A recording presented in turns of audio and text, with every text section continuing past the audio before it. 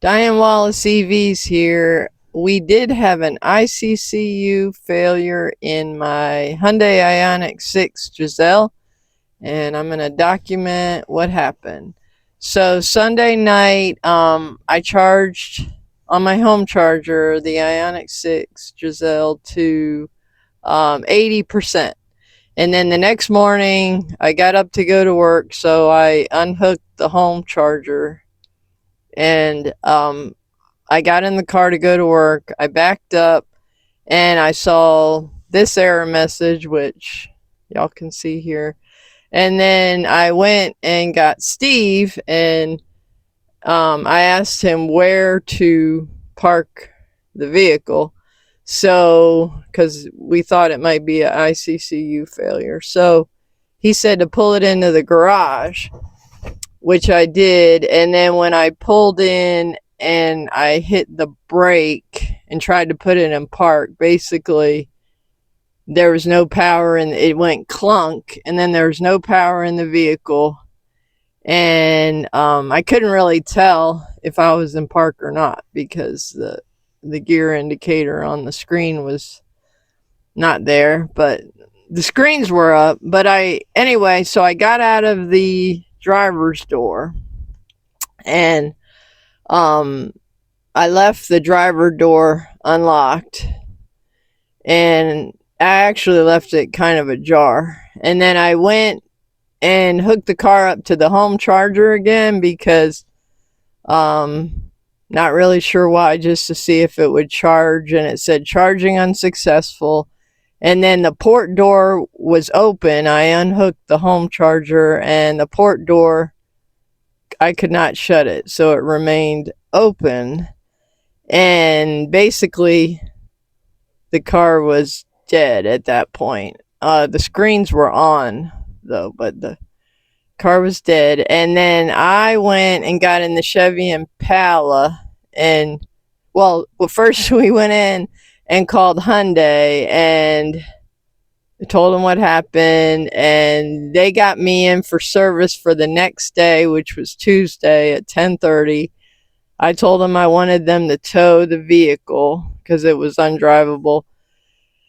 So they said they would do that, and it has over 19,000 miles, so it's under warranty. So it's a free tow. They gave me a number to call to get a towing the next day before my appointment to get it towed there. And so then I left to go to work in the Chevy Impala, and then Steve took over from there.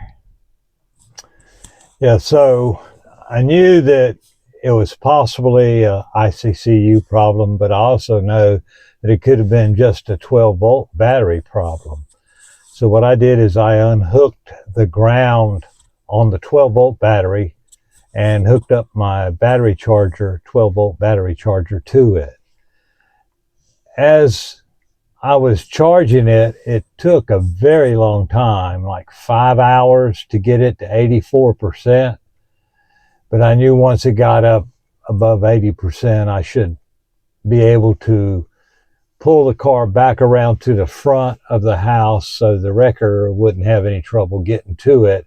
Also wanted to check to see if the same issues occurred with the warnings, and also wanted to check to see if I could put it in neutral.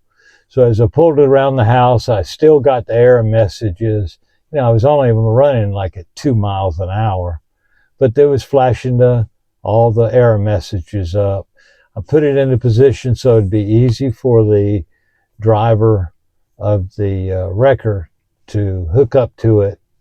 And like I said, then the next day when the wrecker service came, they had a very intelligent individual running the wrecker and did a great job hooking everything up, got all 4 wheels off the ground, knew what he was doing, and carried it back up to the dealership and unhooked, and Diane took it from there.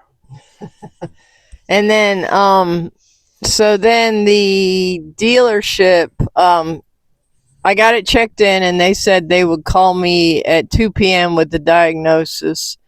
And they called me shortly after 2 and said that it was uh, integrated charging control unit failure, and they needed to get that part, and it would take 2 to 4 weeks to get the part. So that's where we are now, and so that's it. So there will be a part 2 and maybe a part 3 to this, but I wanted to document what happened. So thanks for watching. Physics Wins, Diane Wallace EVs.